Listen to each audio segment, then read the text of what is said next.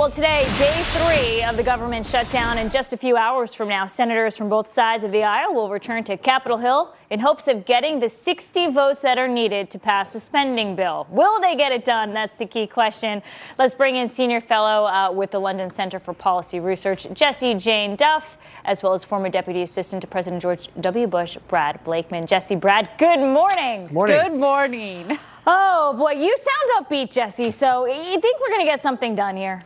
Well, we have to, because right now we have 695,000 illegals that are holding the American population hostage. And right now, that is not appropriate for the American public. It is basically not only the American people, but our military. We had close to 100,000 troops that couldn't train this weekend. And what that means is they also had to pay for their own travel to go home. This is not popular with the American people when you put illegals over Americans. And so let's hope that the Democrats realize that this is a losing battle.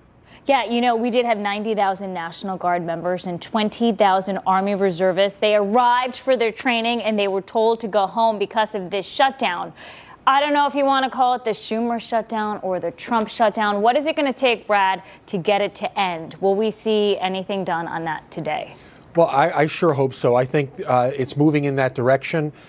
We've seen Republicans who voted against it come on board. We've seen Democrats who voted against it willing to have a shorter time span to get these other items done and not hold the American people hostage. But the basic thing is, and it is the Schumer shutdown, because Democrats have to love the American people more than they hate Donald Trump. They're punishing Donald Trump, but who are they really punishing? The men and women who fight for this country, kids who need health care. This is not the way for our government to operate. We couldn't operate our homes like this. The government should be more responsible to the people. So I think there's probably going to be movement today. I would hope so.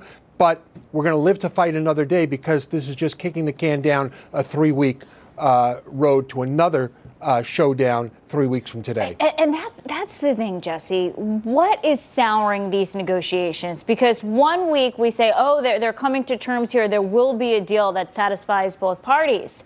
On Friday, we learned of this meeting between Chuck Schumer and President Trump, and then in the end, it didn't work out. So is it that both sides are trying to be so loyal to their bases that they're not finding the center? What's going on here? Oh, of course. This is all in recognition of Donald Trump's 1-year anniversary. Many of the mainstream, besides Fox News probably, the mainstream media has been pushing out this narrative that it's a failure on his part, on Donald Trump's part. And the Schumer shutdown, which most conservatives recognize, is fully a discredit to the Democratic Party. The Democratic Party has no disagreement with this budget. That's what's so ludicrous about it. They're trying to put something on the table that was never in the budget. This passed in the House with a bipartisan floor, and now it's the Senate that's holding it up. So how can it be bipartisan in one and not in the other? Brad, do you think Senate Democrats will say, okay, if Mitch McConnell says, look, let's just pass this continuing resolution. Let's keep the government open for 3 more weeks, and we promise you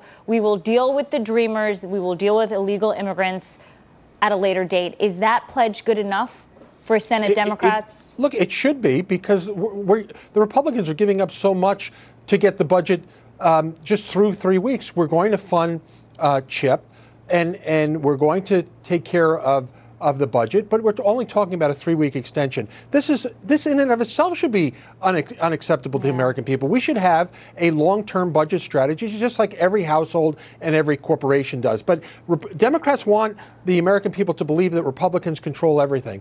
Look, we don't control the Senate. We have a slim majority, but this artificial rule, which has no foundation in the constitutional law, that you need 60 votes to end debate. You know what? If the Democrats want us to believe that, then we need to end this rule. Yeah, the nuclear option. Jessie, right. I'll let you wrap this up. Do you think that's what we go to, where you just need a simple majority to pass something? Of course it could bite Republicans in the end. Of course it could, but I do think that at this point we do need to use the nuclear option, because at some point this budget has to get through. We have to get the continuing resolution through. Otherwise, our military suffers. All right. Jessie, Brad, thank you very much.